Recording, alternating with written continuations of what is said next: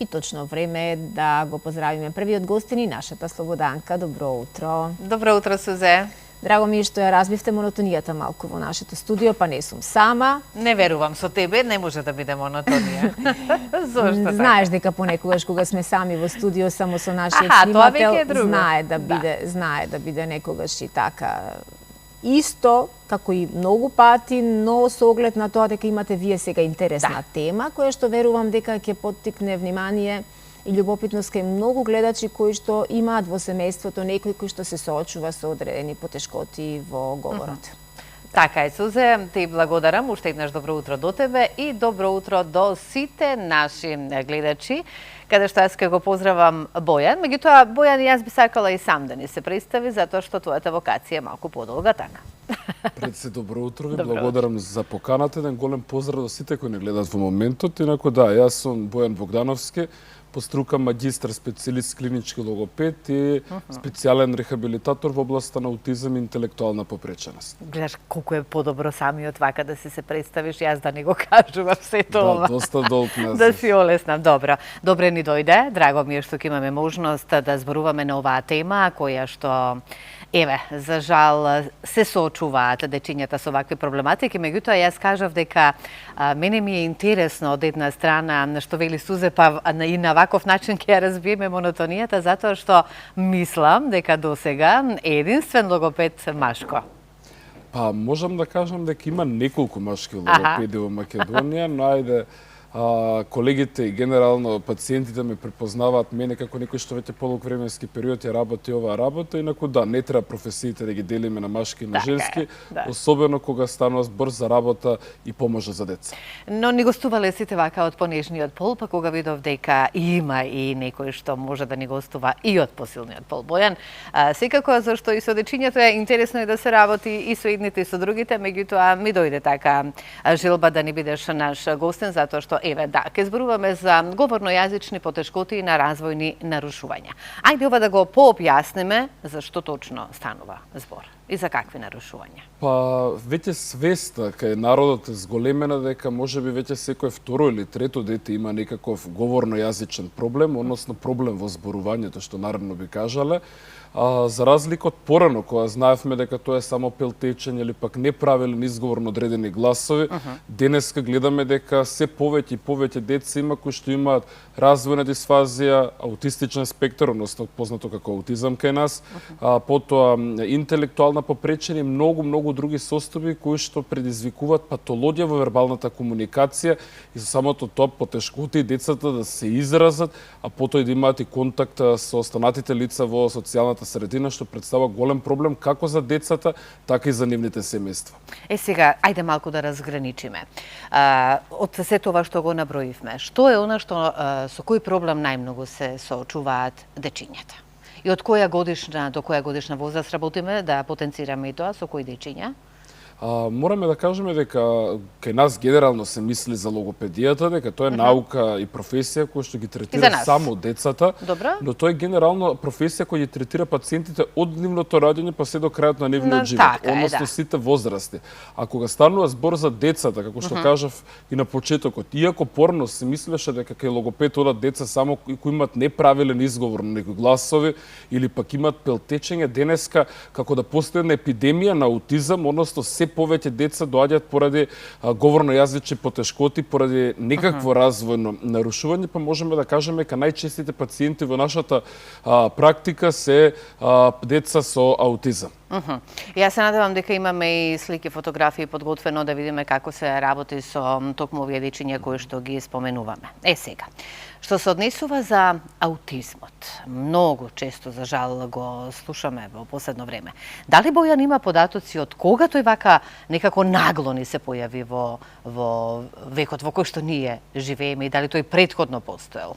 Аутизмот датира многу одамна и тој е веќе проучен, значи од самиот научен Канер, бил познат како Канеров аутизам, уште години наназад, но сепак сите сме свесни дека како човекот оди напред, на тој начин се разграничуваат и разбиваат оние табу теми, односно не се кријат сите овие лица, но да, денеска многу почест за разлика од порано. Порано, значи, овие лица биле означувани како лица со детска си шизофренија, деца кои што биле нападнати од некоја си виша сила, по луѓето се обраќале, нели, сите она го знаеме, нели. Меѓутоа постоел аутизмот, да, од секогаш. Еве, ќе зборуваме, да, меѓутоа сакам да ги искоментираме и фотографиите.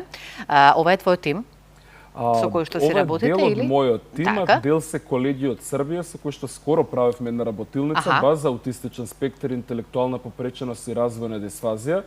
Потоа ова е девојче со кое што изведувавме третман на пелтечење, можам да кажам дека успешно го надминавме пелтечењето. Секоја чест, браво. Благодарам. Ова е дел од нашиот програм за сензорна интеграција, каде што секојдневно постигнуваме нови цели. Ова се просториите каде што се изведува сензорната интеграција. Морам да кажам дека навистина располагаат со доста реквизити и методи за работа.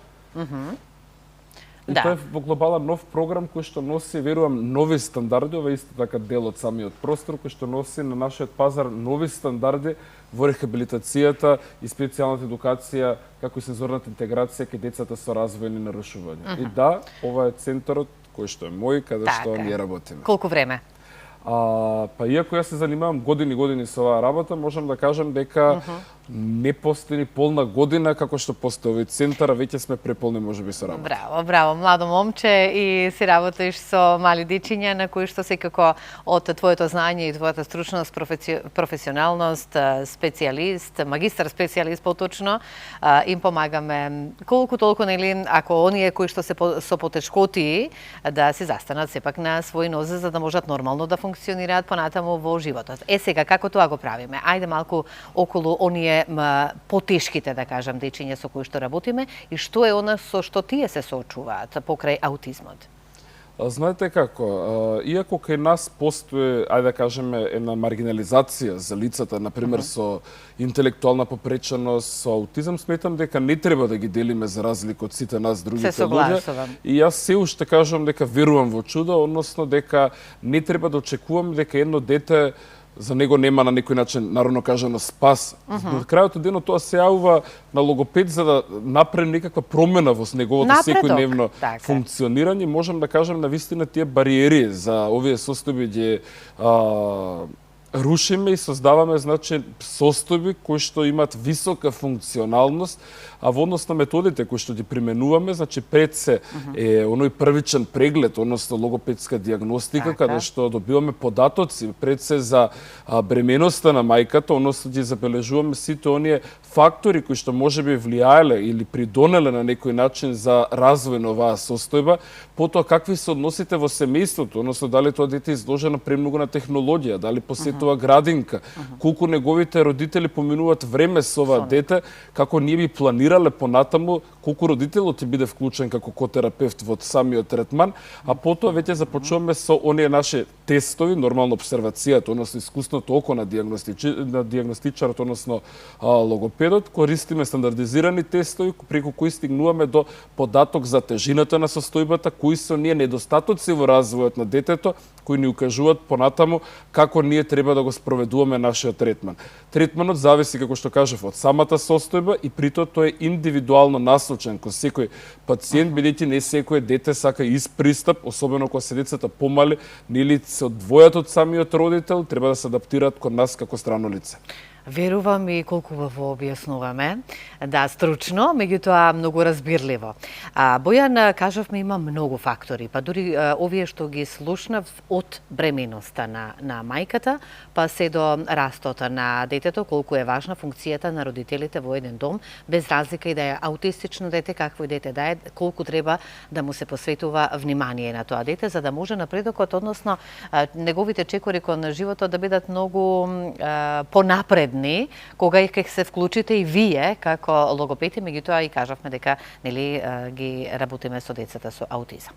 Сега ме интересира од сето ова што јас го слушнав, како еден заклучок ќе дојдам до тоа дека вие логопедите, поточно, родителот треба да ви го даде детето на кое што му е посветено многу внимание, за да може многу полесно да работите со него и во домашни услови. Видете, во денешно време, мислам, не само денес, туку секогаш тешко е да се биде родител. И генерално кога околината... Затоа и го потенцирам ова. Да, околината, бабите, дедовците, пријателите, обично ги на некој начин ги насочуваат како виновници самите родители, но тешко е да се биде родител. Особено во ова брзо време кога сите брзаме по кариера, по финанси и некогаш останува многу малку време за самите деца. Тоа е онаа реална слика, не само нели да кажеме дека треба многу внимание и љубов кон децата, но и ние кога ќе се вратиме и ќе се сетиме како било кога сме деца, ние го учиме моделот на однесување, моделот на зборување од нашите родители, односно понатаму во животот го носиме на некој начин родителот во нас кој што ни израснал, понатаму нели во партнерот и така натаму го бараме нашиот родител, односно неговите карактеристики, па затоа можеме да кажеме дека на прилет кога ќе се јави еден родител кој што ти ни каже дека тие не посветиле доволно внимание, дека се чувствуваат виновно за тоа што можеби станале родители на поголема возраст, дека можеби тие го изложувале детето на технологија, не треба ние родителите да ги осудуваме. Едноставно можеби едноставно тоа можеби е најдобро на што знаел да го направи родителот во тој момент за своето дете. А кој не си мисли добро за своето дете? Сега не сме сите исти, сите со индивидуално карактерите ни се различни и секој љубовта ја покажува дури на поинаков начин. Тука да родителите ни му кажеме каде постои грешка во начинот на воспитание на нивните деца и каде тие треба да променат нешто за да може да има побрз и подобар напредок кон нивното дете. Како најмногу им помагаме на дечињата со аутизам?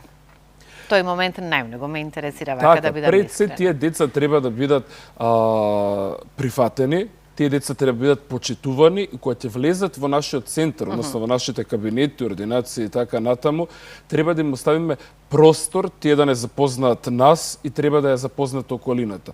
Потоа нешто што е многу важно, често пати јас ова го дискутирам со моите колеги, позато оној пристап кога ние на децата им се обраќаме со чичо, со тета, им приоѓаме во оној нивен детски свет. Наспроти, јас секогаш велам, ова се деца кои што за жал на некој начин ќе мора малку побрзо да пораснат и ние да ги спремиме за светот на возрастните. Бидејќи колку и ние да гледаме на некој начин со розови наочари, сепак животот и генерално живењето во едно општество е доста сурово, па затоа кон овие деца не треба ние да се на некој начин насочуваме кон нивниот свет, односно да се адаптираме кон тоа они што го прават и долго време да бараме начини како тоа да го подобриме, туку наспроти да ги видиме кои се нивните позитивни страни, тие да ги поддржиме врз база на таа основа која што веќе имаме, да ги градиме оние и на некој начин нели коригираме оние недостатоци и ги рехабилитираме во нивниот развој како би ги повлекле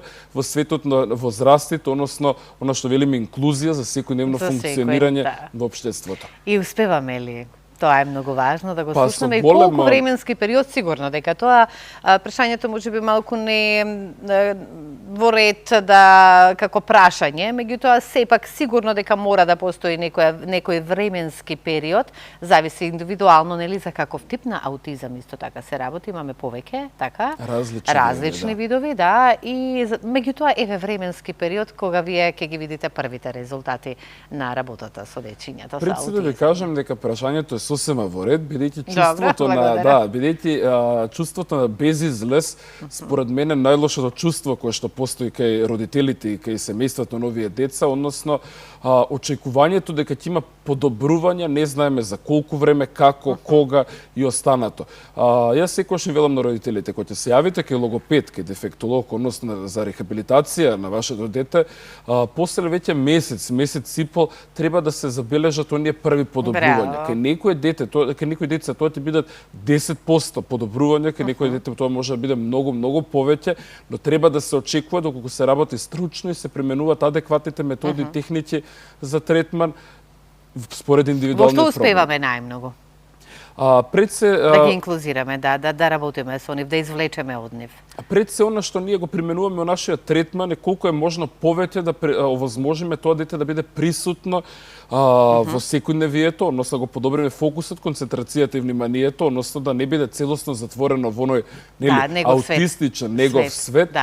Потоа тоа дете да може да оствари контакт, пред се социјална интеракција со околината, односно желба кој ќе му дадем играчка, тоа да ја земем, макар играта и покрај тоа што не е адекватна и замислена, полна со повторувачки движења, односно стереотипи и репетативни активности, да се овозможи тоа дете да посака да има контакт со околината, како ние потоа би го повлекле кон оние вежби за вербална стимулација, односно да совладаме изговор на гласови, на слогови, понатаму на зборови, се тоа да го врзиме во реченица, односно максимално да извлечеме функционалноста кај овие деца. Да, можам да замислам и колку е голема болката кај некои родители. Имавме сега сигурно се сведок на социјалните мрежи со аутистично дете кое било избегнувано на училиште, а толку беше умно да го слуша што има тој да ни пренесе како порака и како мајка не сакам тоа да биде така и дека треба родителите многу да работат и со останатите дечиња, дека треба да ги прифатат затоа што тие воопшто не се ни лоши, ниту пак може да наштетат. Напротив, еве, дури и со работа со нив може да бидат и како и сите нормални да функционираат во светот. Не може би до тој степен, меѓутоа вие сте тука да помогнете токму и за тоа да знаат да комуницираат во училиштето во кое што го посетуваат. Да, пред се би рекол дека не треба ние само да ги насочуваме децата со развојни потешкоти, како тие да се однесуваат кон околината, туку треба да ги учиме и децата со нормален развој како да се однесуваат кон сите други, бидејќи коренот и основата на се дека се потекнува дома, односно децата учат како преку родителот како тие да се однесуваат со другите лица надвор, што тоа е еден голем проблем, не само за лицата со развојни потешкоти, туку и генерално ако ги прашаме децата како минуваат на училиште, тие ни кажат дека има доста булинг, односно врсничко насилство кој дополнително ги оттежнува состојбите на децата со развојни потешкоти. Можеме да кажеме на пример децата можат повторно да се затворат во себе, не само да се затворат, туку да регресираат во својот напредок и тука најизразено е тоа кај децата со пелтечење, децата со потешкоти во читањето, на пример децата со пелтечење, колку и тие да работат со логопед и го подобруваат својот говор. Ако тие се изложени на булинг, односно непријатна атмосфера во училницата, тука веќе се зголема пелтечењето, регресира самата состојба и на крајот децата повторно може да се јават на логопед. Да, тие деца кои го прават тоа не се свесни дека не дај Боже меѓутоа на секој можело дури на нив да им се случи во животот, меѓутоа се уште тоа така не го гледаат и не го сваќаат и посакувам родителите многу повеќе да обрнат внимание доколку има такво некое дете во оделението, да се зборува со нив за да го прифатат и да нема воопшто вакви Да, и булингот не треба да се толерира. Од секогаш сме сведоци дека имале неколку, ајде да кажеме, немирни деца во оделението или во класот, кои што на некој начин ги малтретираат останатите деца. И секогаш велиме тоа нели дека подобриот попушта на некој начин во ситуацијата, но тоа не треба да го толерираме. Колку повеќе ги толерираме негативните страни, на тој начин правиме негативна насока во развојот на нашите деца. Знаеш како јас сега вака народски ќе се изразам и многу е убаво што го кажа кога нели порано ова поговорка или изрека како и да е попаметниот попушта, не треба тоа да е така, не треба да попушта затоа што будалата секогаш ќе биде до израз. Апсолутно. Така не треба да му попуштаме. Ајде да заклучиме за крај разговорот, многу убаво ни течеше затоа што да, кажавме дека многу може да има напредок и овие деца кои што се со вакви нарушувања за пелтечењето исто така и за повозрастните само малку вака да ги опфатиме со што најмногу тие се соочуваат и дали доаѓаат кај тебе за било каков проблем? Па можеме да кажеме дека во нашиот центар има доста возрасти, тоа ми е драго за разлика од порано кога постоеше срам од психијатар, логопед, дефектолог и така натаму. Денеска се повеќе возрастни се јавуваат, тоа се најчесто лица со афазија, односно состојба која што се јавува најчесто по мозочен удар, каде се јавуваат говорно-јазични проблеми, потоа лица со оштетување на слухот, односно лица кои што носат слушни амплификатори, односно слушни апаратчиња, лица после кохлеарна имплантација, потоа лица поларингектомија кои што имаат рак на грло, потоа значи грлото хируршки се третира и по самото тоа е потребен логопедски третман, како и лица кои што имаат пелтечење, неправилен изговор на гласовите, порано на пример било срам да се јават на логопед, но сега благодарение на нас логопедите и соработката со вас медиумите, свеста е доста зголемени се јавуваат на логопед. Како брзо ни поминува времето, многу ти благодарам што одвои ти од твоето време да бидеш дел од нашата утринска програма. Имаме многу теми за разговор, па ќе се видиме повторно. Сега вака малку и гледачите да те запознаат и само за крај кажи ми каде се наоѓаш и сите оние кои што еве сега изразија желба, доколку сигурно дека има некој за жал кој што се соочува со такви проблеми, па и ние возрастните со изразување на некои букви можеби, како да те сконтактираат и да дојдат до тебе.